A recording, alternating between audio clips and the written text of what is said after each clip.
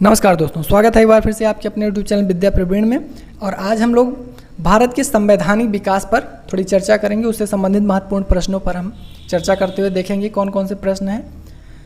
पहला प्रश्न है, ईस्ट इंडिया कंपनी का शासन प्रारंभ होता है। सही आंसर है 1765 से। अगला क्वेश्चन है, रेगुलेटिंग एक्ट के 1773 के प्रमुख प्रावधान थे। तो ए है, डायरेक्टरों की अवधि 4 वर्ष निश्चित कर दी गई। सही है। बंगाल का गवर्नर संपूर्ण भारत का गवर्नर हो गया, ये भी सही है।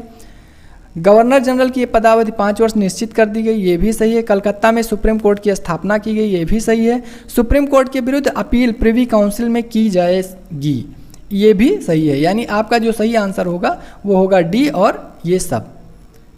नेक्स्ट क्वेश्चन है, मद्रास और बम्बई प्रेसिडेंसी को बंगाल प्रेसिडेंसी के अधीन किस एक्ट के तहत किया गया। सही आंसर है 1773 के रेगुलेटिंग एक्ट के द्वारा। नेक्स्ट क्वेश्चन है, 1773 के रेगुलेटिंग एक्ट के तहत बंगाल का गवर्नर जनरल तथा सदस्यों की एक परिषद के अधीन कर दिया गया। किस परिषद के, और उसमें कितने सदस्य थे। तो सही आंसर है उसमें टोटल 4 सदस्य थे। अगला क्वेश्चन है, वारेन हेस्टिंग ने किस एक्ट के तहत शासन किया। सही आंसर है 1773 के रेगुलेटिंग एक्ट के तहत। अगला क्वेश्चन है, 1784 के पिट्स इंडिया एक्ट के अधीन भारतीय मामलों के लिए बोर्ड ऑफ कंट्रोल की स्थापना की गई। अतः इस संस्था के अधीन निम्न में से किन अधिकारियों की नियुक्ति की गई। तो आपका सही आंसर है 6 कमिश्नरों की नियुक्ति की गई, बिल्कुल सही है। एक राज्य सचिव, एक अर्थ सचिव की नियुक्ति की गई, 4 प्रीवी काउंसलरों की नियुक्ति की गई, यानी आपका उपर्युक्त सभी आंसर होगा। अगला क्वेश्चन है,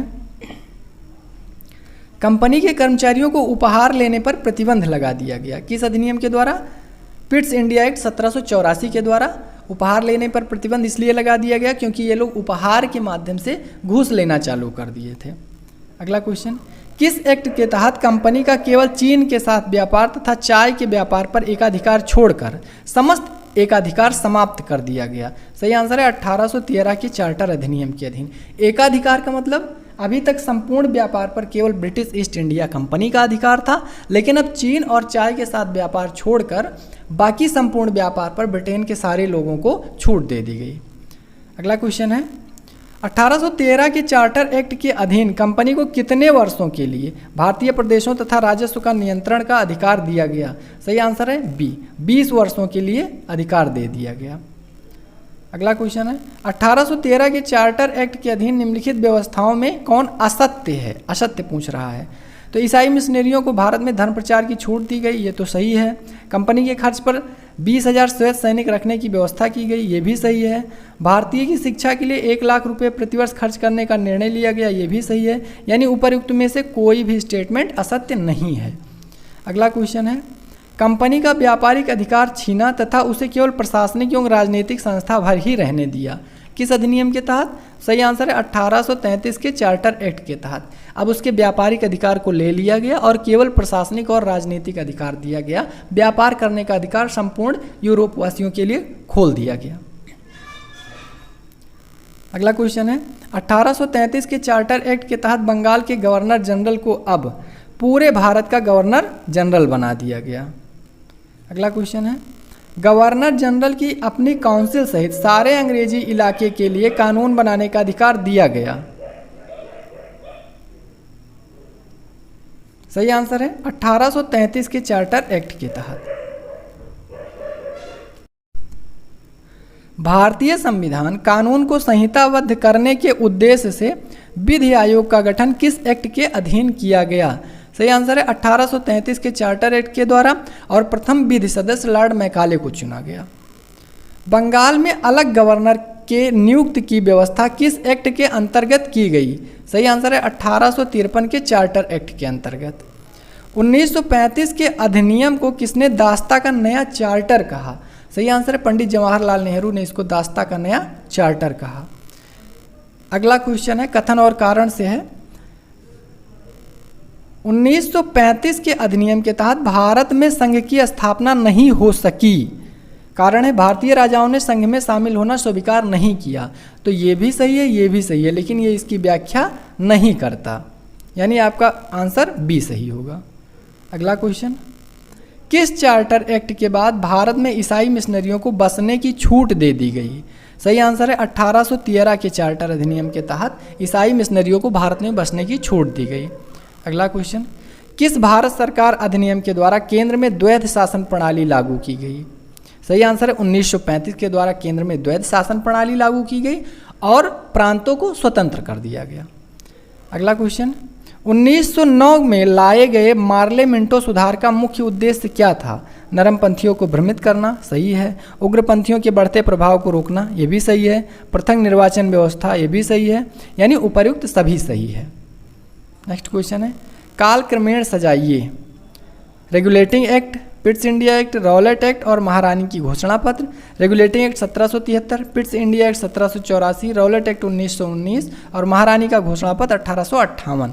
यानी ये एक, यानी आपका सही आंसर होगा सी। रॉलेट एक्ट किस वर्ष पारित हुआ? सही आंसर है ए, 1919 में। इसको बिना दलील बिना अपील एक्ट भी कहा जाता है। भारत संघ की बात किस एक्ट में कही गई? सही आंसर 1935 के भारत शासन अधिनियम में। मुसलमानों को पृथक निर्वाचन का अधिकार मिला, सही आंसर है 1909 के मार्ले मिंटो सुधार के तहत मुसलमानों को पृथक निर्वाचन का अधिकार दिया गया। निम्नलिखित में से किस अधिनियम में भारत के वित्त पर गवर्नर जनरल द्वारा व्यापक नियंत्रण स्थापित करके भारत सरकार के एकात्मक स्वरूप को सशक्त किया गया? सही आंसर है 1873 के चार्टर द्वारा।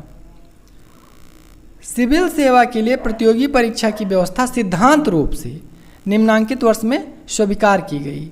सही आंसर होगा 1853 में सिविल सेवा की परीक्षा सिद्धांत रूप में आरंभ की गई। अगला क्वेश्चन है, कालक्रमेण इसको भी सजाएंगे और इसका जो सही आंसर होगा वो होगा बी। पहले 3, द ट्रेड डिस्प्यूट एक्ट, फिर है इंडियन ट्रेड यूनियन एक्ट, फिर इंडियन माइंस एक्ट और लास्ट में है इंडियन फैक्ट्रीज एक्ट। अगला क्वेश्चन है, 1919 के गवर्नमेंट ऑफ इंडिया एक्ट ने निम्नलिखित को स्पष्ट रूप से परिनिश्चित कर दिया। किसको? केंद्र एवं प्रांतीय सरकारों की अधिकारिता को निर्धारित कर दिया। क्योंकि राज्यों में द्वैध शासन की व्यवस्था लागू कर दी गई, इसलिए केंद्र और राज्यों के अधिकारों को निर्धारित करना पड़ा।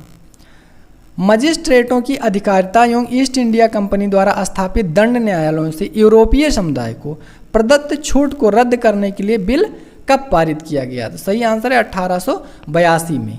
ये लॉर्ड रिपन के काल में पारित किया गया और इसमें बहुत बड़ा विवाद हुआ, बाद में इस बिल को वापस लेना पड़ा। 1784 के पिट्स इंडिया एक्ट का क्या उद्देश्य था? आपका सही आंसर होगा ए, इंग्लिश ईस्ट इंडिया कंपनी पर किसी तरह का संसदीय नियंत्रण लागू करना।